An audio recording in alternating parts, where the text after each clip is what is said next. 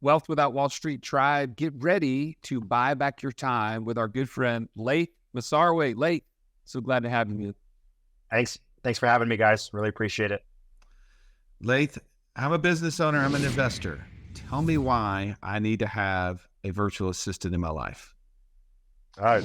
Straight shooter with the first question. I love it. There's not like one particular reason, so I'll give you a couple. As a business owner, like as you grow and scale your business, you need a team, specifically whether it's operations, marketing, sales, etc. You're going to need team members to grow and scale your business. The reason people typically hire virtual assistants or offshore talent is number one is affordability, right? You typically will save about, I would say, an average between 50 to 75% on payroll costs. And people typically hire because they don't have to pay for, they don't have to deal with all the HR, payroll benefits. Like you hire a VA for, let's say, $2,000 a month, and then it's just $2,000 a month. You complete write-off for your business, which makes it super beneficial. Two, it's good to diversify your team. Different cultures, different backgrounds. When we offshore talent, it's, the Philippines or, Latin America. And I think there's like this negative connotation about like, entry or low skilled, workers when you offshore, but it's like the complete opposite. I mean, you could hire people that are entry level, but you could also hire people that are mid to senior level, positions that companies hire here, for like 60, 70, 80, $90,000. I know it's hard to believe, but you could actually offshore a lot of those positions for a fraction of the price.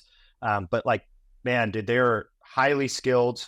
A lot of our team members have a bachelor's degree at the minimum. Master's degree is also, something that we see quite often. They work really hard. I always, say this. It's a little funny, but I always say when you hire somebody here in the United States, and hey, I have United States team members, you say on an 8-hour shift, the study says they typically work 3 hours and 45 minutes of productive work. And I always say when you offshore talent, when you get somebody to work 8 hours, they typically work 10. And that's just because they love what they do. And we try to hire specialists and people within their zone of genius that really excel. So when you hire somebody like that, they're going to just try to do, what's best for their business. And I know there's that saying, you can't find somebody that's invested in your business as much as you do. I challenge you, when you hire somebody offshore, you'll find somebody that's really interested in making sure your business grows and scales, because it's a win-win situation. Well, Joey and I have personally experienced that, right? Like we've hired several team members to your company assistantly, and it's been a super success. Hence the reason why we wanted to share that with you, Tribe, is that we believe whether you're running a business or you're running an investment business, there's a real opportunity, if you haven't already started looking into this space, to multiply your time, right? Like really, we've got to start thinking about the deals and the jobs that we're doing that are below our pay grade. And we have to start finding talent that can get those jobs done in their area of genius, so that we have that. So we have less, frustration of doing things that we don't like. The question I have for you though, Laith, as we kind of dive into this, is how did you get into this though? Like where did you start? And maybe that'll give us some insight of where we should go next. Yeah, I guess I could be like my own case study. I had a real estate marketing company prior to Assistantly.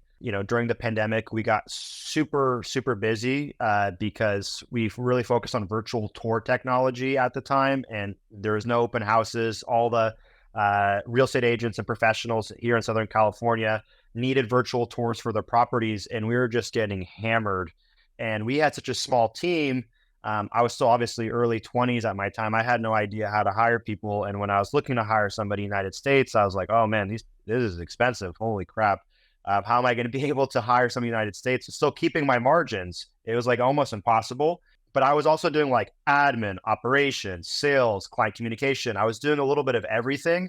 And it was hard for me to take clients on and scale the business when I was doing like a core function of a lot of what I needed in the business. Somebody, actually noticed that I was not doing so great on my client communication and saying, hey, it's been taking you like days to respond when typically you respond in 5 minutes.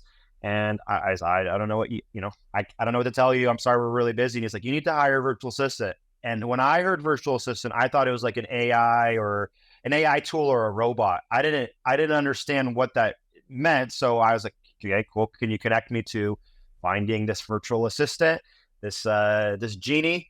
And I got introduced to somebody, called me off a 949 area code, which is Newport Beach, California. So I had a good conversation on the phone. We got on Zoom. really great positive attitude. And I thought the person I was talking to was in Irvine, or Orange County, California. When I asked her where she was from, she said the Philippines. And I like just stood there for like 30 seconds. And I was like, wait, you're from the Philippines? I go, what time is it there? She goes, oh, it's 3 a.m. And I go, you're working? And she goes, yes. And I go, how much coffee did you drink? She goes, none. And I go, what? And I knew her because I've had conversations with her like for years. And I go, wait, this whole time you were the one working with him? I thought you were in the office in Irvine, the one doing all the administrative and operational support and communication. She goes, yeah, that's me. And I was blown away because I was like, wait, so how are you in the Philippines, but you're working for a United States-based company and you guys are like on two separate parts of the world? And I thought it was fascinating. And again, this is during a time of the pandemic where everything went remote. So then I was like, oh, wow, remote work potential. And I asked her a simple question and I go, okay, you're obviously highly skilled. You're highly educated. You do 10 to freaking 15 different things for your clients. And I asked her, I go, how many people are like you in the Philippines that are highly skilled, highly educated, that are like wanting to work for US based or Canadian based or Australian based companies? And, she was like 40 to 60,000 people. And I just was like, oh my gosh, that's a huge talent pool in the Philippines. And she goes, that's just from what I know. There could be more. And which there's actually a lot more than that. And then I kind of just had the idea because I knew so many people in real estate at the time that like always asked me, I need help with admin. I need help with marketing. And I'm like, why are you contacting me? I run my own business. I can't help you. But I always knew that they needed some sort of an assistant, somebody to help offload tasks for them so they can actually like worry about their own business, work on their business. And then like, especially real estate professionals, like time is a huge thing. They're working like Monday to Sunday. They're all over the place. And I think a lot of them just needed more time back in their day.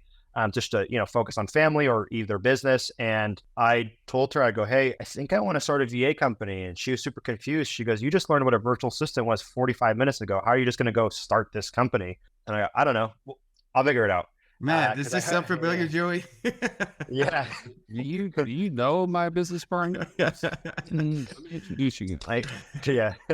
I got to jump in here for a second, because this is super timely. Just this past week, I met somebody who's a business owner, and he, just be quite frank, was just burned out. He was just telling me, he's like, man, he had 5 kids at home. One of them has already gotten married and moved out. And so he's kind of in this stage where he's starting to see how little time there actually is with your kids. And he's like, I'm just getting burned out, man. I cannot be present for these kids the way I want to be. And I'm so required to be at the office. And I said, well, man, one of the things that we talk about on our show all the time is how like being a business owner is one of the fastest ways to financial freedom, because you can take a business that you become that you built, and you can start to hire yourself out of that business. Right? Buy back your time by putting specialists. I love that you said that at the beginning, Laith, is that we hire specialists to come in. They come in and they're really good at this one area of the business that you may not be that good at, but you're just doing because you don't know any better, right? You just know that you're supposed to run the business and somebody's got to do it, so might as well be me. That's like kind of the thought process. But I said, man, if you could keep your business, but just become less and less a requirement on it from the time standpoint, that's the fastest way to financial freedom. And you know what he told me is, he said, well, man, 2 weeks ago, like me and the partners, we just decided we're just going to have to sell because we just couldn't even, imagine any less time. And everybody's kind of getting to that age where they want to just kind of move on. And I was just like, man, what a missed potential opportunity. That this could be him. Like he could be hiring these people. Now, again, not every business it's possible to do that, but sure. I just see the idea of leveraging talent from wherever in the world they are to help you become more passive in your own business. Or if you've got a side hustle, like so many people in our community have started some sort of side hustle, that they start to hire themselves out of that business, or at the very least, they lower your monthly expenses by getting one of the highest expenses in any business is always payroll. right? And so for all these reasons, you need to tune into this, because there's so many ways that this can help you get to financial freedom. And again, having personal experience with Laith and his company, we couldn't, stop from sharing this with you. All right. So Laith, you mentioned that you started this business 3 to 4 years ago. How many hires have you made up to this point? Oh man. I mean, if we're talking about like for clients or talking about for myself? Yeah, for clients. Well, you could say for yourself, but also clients. Yes. Sure. For clients, I mean, we're above 500 plus, in hires, whether they're from the Philippines, Latin America, et cetera. And we work with a various amount of industry. I mean, we work with the solopreneur, like Joey said, like the solopreneur that's like either starting a side hustle or has his own businesses, like a team of one, all the way up to like, the AppSumos of the world that do like 100 million plus in revenue. So that we cover like a wide spectrum. We don't just work with these like mid to these large enterprises. We also really specialize on that solopreneur as well. And then for my internal team, I mean, like, again, I'm a specialist guy. So like I like to hire specialists, not generalists. And I think a lot of people make that mistake where they hire a generalist to try to, do admin, operations, marketing, and sales. And what typically happens is they're really good at admin, they're really good at operations, they're shitty at sales, and they're shitty at marketing. Right. So like what I've always done, I'm like, okay, let me hire a really good marketer. So, I have a CMO and a marketing team.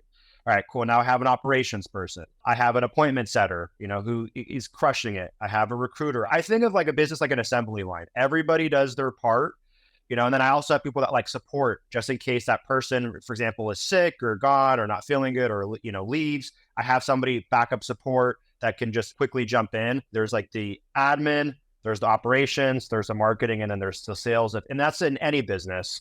And I like to really, focus in on hiring specialists for each one of those. Because one, it's good to have people that are like really love what they do, that work in their zone of genius. Like I'm really big on the whole zone of genius because they're really good at what they do and they love what they do. And you want to hire people that actually love what they do, so they're like stay for a very long time. I want people that stay with me for like 2, 3, 4, 5, 6 years. I don't want people that are like, I guess I'll do admin. I don't really like it, but I'll do it. Because you already know in 6 months, some shiny opportunity is going to come. And then they're going to be like, I want to go do what I actually want to do. So yeah, I mean, I've grown the team. I've scaled back the team.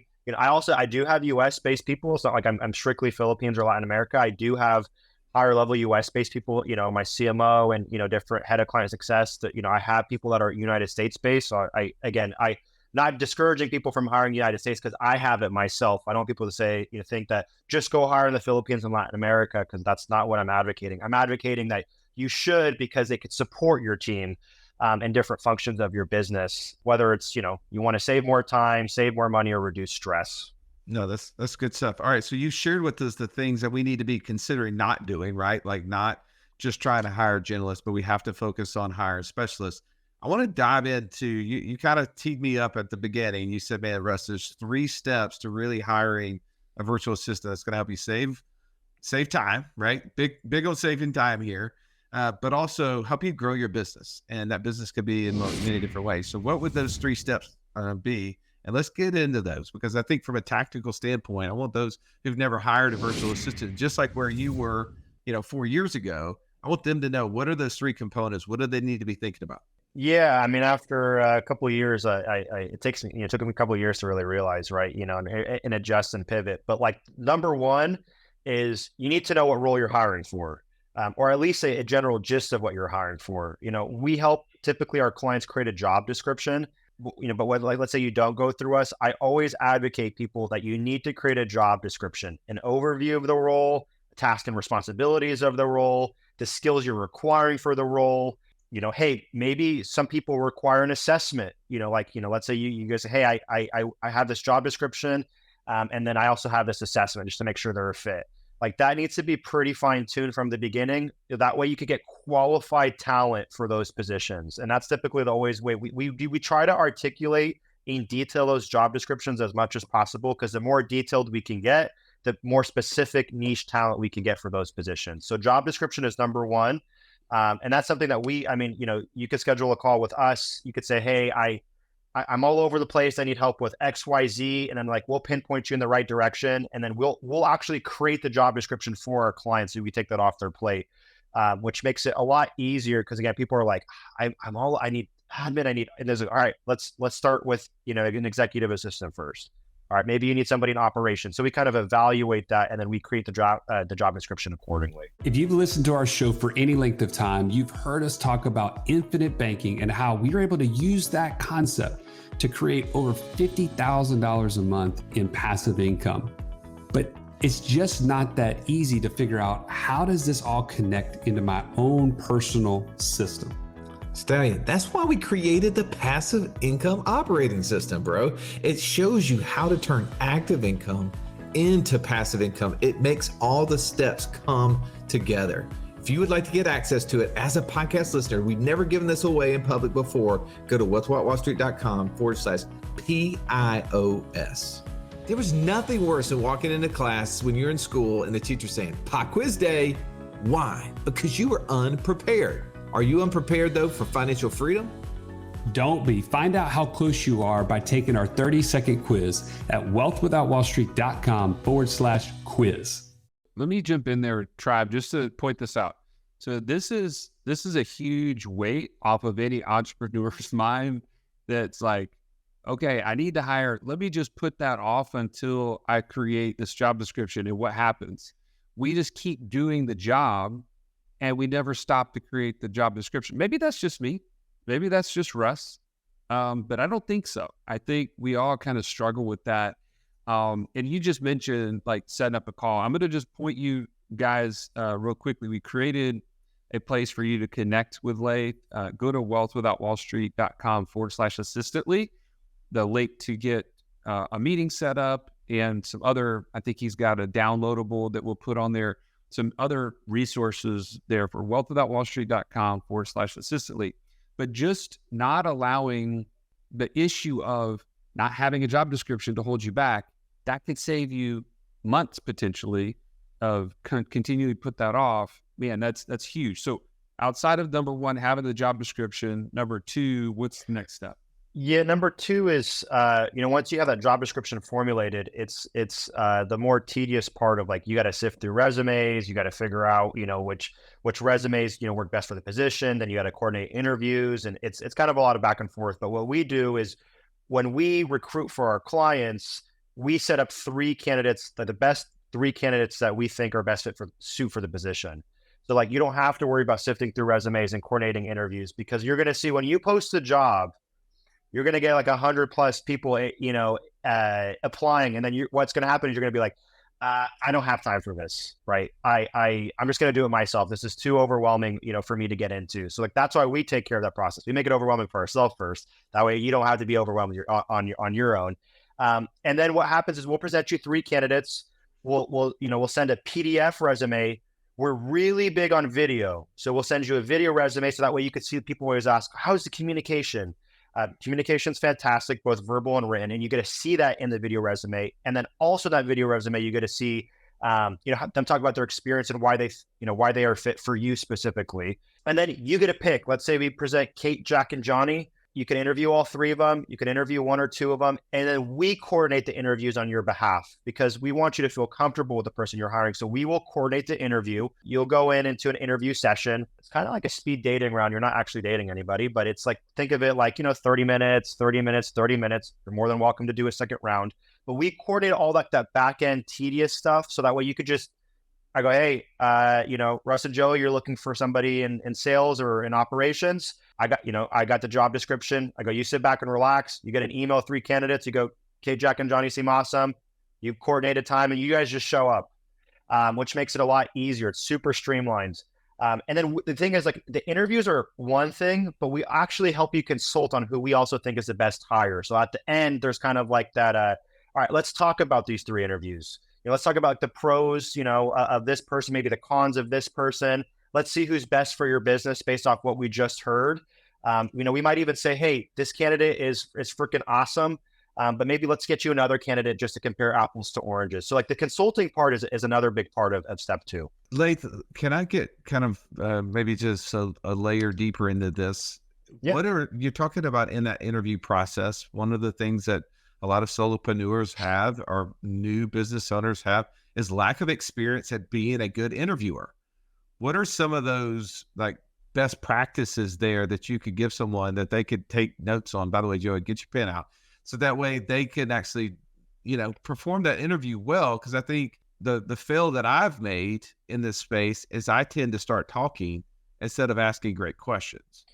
Sure. What are some other best practices you have in an interview so someone who starts to interview people to be in this knows what are the greatest questions, what are the greatest things to do, and what are the things not to do? Yeah, that's a good question. I think what a lot of people do, like you said, Russ, is people just they start talking about themselves or the company or the role, and it's like you just wasted 10, 15 minutes, right? You gotta ask questions that are specific for the role.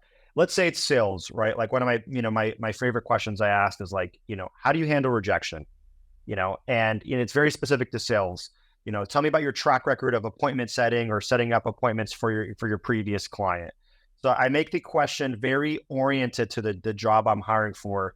I'll give you two, like, I guess, hacks or one hack or tip, right? Obviously ChatGPT is a big thing out there. And the cool thing about ChatGPT is if you want to prepare yourself, you're saying, hey, I'm hiring for an operations role. They're going to be doing these 3 things. Can you draft me 6 very, great questions I can ask in an interview? I see a lot of, it's people are like always overcomplicate and think they have to create these crazy questions. I mean, I always say AI is your friend, use it. If I put that right now, it would take me less than 30 seconds. I have 5 to 6 really good questions. And then I can utilize those, as part of our interview sessions. Our head of client success is also on there to help ask questions, probe questions. So that way you guys can understand to see if they're a fit. But best practices is like, don't just go into the job and say, hey, here's a little bit about me. Here's a little bit about the company. Here's a little bit about the role. Stay that towards the end, get like right into it. Cause I always say like, the first interview is like a gut feeling. And then the second interview is like, you kind of like get to understand more, talk more about the role and the specifics of it, to see if it's a fit or not. So like, don't spend too much time on the first interview. It's like more of like a get to know you, ask a couple questions. When somebody says, tell me about your experience, I hate that question because then you're going to sit there for like freaking 45 minutes of somebody giving you their background story for like the last 15 years.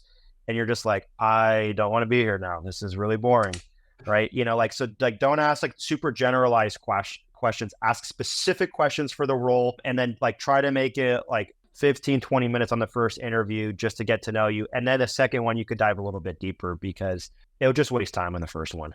Well, in Laith, I'm just going to speak from personal experience on your process for a second. Speaking to you, business owner, you've been in this position that Laith just laid out, but you send out the job description, you put it out there. You, like Laith said, you have hundreds of people that apply. You have no idea how to now sift through them to find the best 3. So the amount of hours that just saved you is tremendous. I'm just telling you from experience. Having an email from Laith's team come to me and say, hey, these are 3 people we believe would be a great fit. And they have a video interview. I literally can spend 20 minutes going through those, not even 20 minutes, probably 15 minutes, watching all 3 videos and saying, yep, this one's out and these 2 are good.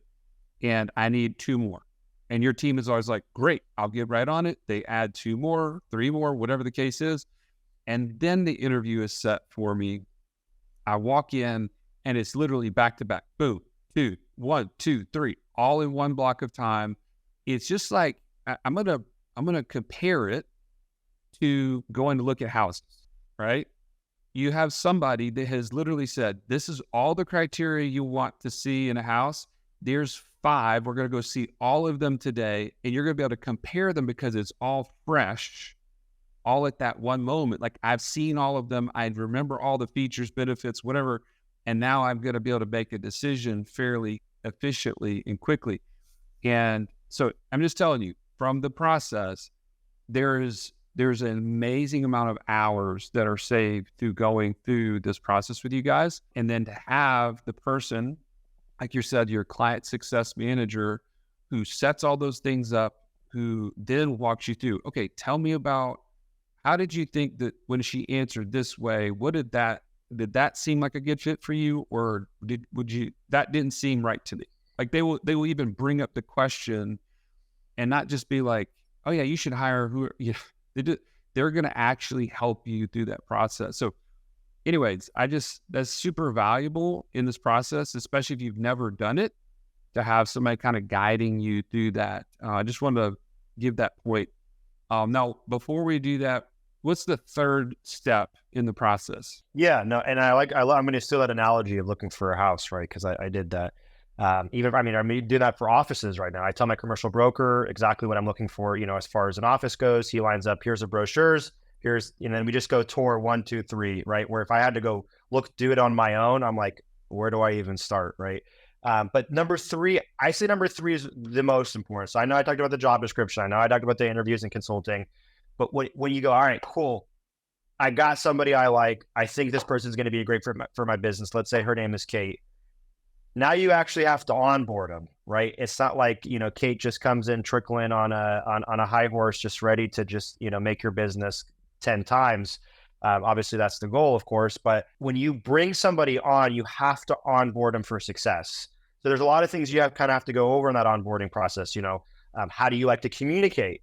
Slack, email, phone, text. What are your expectations for this role? What are your goals for this role? Do you have any SOPs or processes for this role? Also let's get to know each other a little bit. So like when we do our onboarding, and then when we, like, let's say you hire Kate, we will onboard you for success. So we'll go like 1 to 6. Let's get to know you. Let's talk about a little bit more about the roles and responsibilities. Let's talk about expectations. Let's talk about SOPs and processes. Like we'll kind of go one by one. That way at the end of it, you're like, wow, I'm ready to rock and roll with my team member. They just made it super easy for me to just start delegating accordingly, because like the communication preferences, like you need to get them access to your tools and platforms, like it's going to seem super overwhelming because you're like, I went through this whole process and I hired somebody. Oh, shoot. Now I actually have to onboard them and get them connected to all my stuff. And again, that's a super overwhelming process as well. So we try to like guide our clients in like, an hour session to make sure that they feel comfortable and they walk out of there being like, all right, this is what we're going to start out with, and let's roll from there. And then we obviously support our clients going forward if they have any questions, any additional support, etc. But onboarding and communication, like communicating effectively is like one of the biggest things. And sometimes when people bring them on, they're like, all right, get to work. They're like, what am I doing? Yeah. What am I starting on? What am I starting on? So it's like communicating that effectively, something that we help, with our clients and making sure that, expectations are set and, the tasks are getting delegated accordingly. A big challenge that you're going to have as you start this process is when you're not working with someone face to face, is that you're not going to think through all of those communication things that need to happen. A tip that you didn't share, it's a great one that your team has shared with us and we've been implementing within those standard operating procedures, is just creating Loom videos for all those things. And it's easier in a Loom video versus in an email to communicate actually what you want to do. You can show someone what you're actually wanting them to do, what you want it to look like. And the nuances sometimes in email or Slack can get missed as compared to when it's verbal. They can actually hear exactly what you're asking them to do. Laith, man, this has been very helpful for those who are looking to scale their business, looking to save time. And Joey, again, what was that URL that we created so that somebody wanted to connect with Laith and his team to set this up? What do they do? Yeah, go to wealthwithoutwallstreet.com/assistantly. It's ASSISTANTLY, assistantly. Man, that was a spelling bee there for you, brother. Yeah. Good job. Laith, man, thank you so much for coming on and sharing with our tribe. I think this is just one of those small areas, right? Where the whole objective of becoming financially free is to stop trading time for money, right? And as when we can start offloading some of the tasks that we're currently doing to someone else, then that job becomes way more passive. And your company's doing an excellent job. I know we've hired, 5 people now with you guys. So this has definitely been a huge win for us. No, thank you guys. I really appreciate it. And consider you guys good friends and, clients too. And, you guys offer so much value to your network. And, it's good that we get to collaborate on different things. So, I appreciate you guys taking the time, asking some good questions. There wasn't anything that, no curveballs that I saw that you're coming out with, Russ. So I appreciate you guys setting this up. Thank you again. No problem. Thank you for listening to this episode. I hope you found value with this. If so, if you know someone who's working way too hard and is going through those same pain points that Laith was describing, flip this over to them. Say, hey, by the way, I got an idea of how you can hire a virtual assistant. And no, it's not a robot. It's not AI. It's actually a live person who can potentially even do the job better than you can and can work maybe while you're sleeping, right? Because some of these people are overseas and they can actually be doing a job while we're sleeping, which is really cool. We want to be making money while we're sleeping. We want to have people working while we're sleeping. And I'm not saying you, Joey, on that couch behind you. But anyway, have a great day. This has been the Wealth Without Wall Street podcast. Don't forget to subscribe to the show to break free of the Wall Street mindset and begin building wealth on your own terms in places you understand so that your wealth will never run dry. See you next episode.